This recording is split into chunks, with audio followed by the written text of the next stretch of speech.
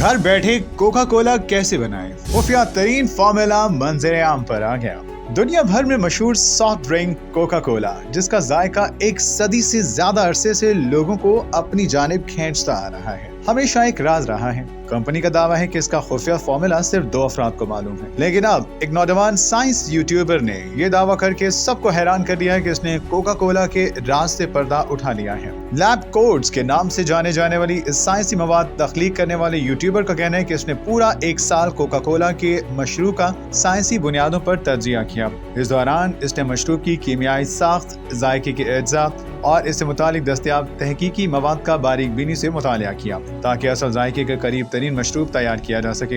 इस तहकीक के दौरान मशरूब में चीनी, कैफीन और फॉस्फोरिक एसिड जैसे मारूफ अज्जा तो सामने आ गए, लेकिन लैब कोट्स के मुताबिक असल राज एक ऐसे जुज में पोशीदा था जो आमतौर पर चाय में पाया जाता है, यानी टैनिन्स। यूट्यूबर के मुताबिक जब इसने इस जुज को शामिल किया तो मशरूब का जायका हैरत अंगेज तौर पर असल कोका कोला के करीब हो गया। इसके बाद इसने एक ब्लाइंड टेस्ट का इनेकाद किया, जिसमें शुरका को ये नहीं बताया गया कि वो असल कोका कोला पी रही हैं या उसका तैयार करदा मशरूब। नताइज खासे दिलचस्प रहे।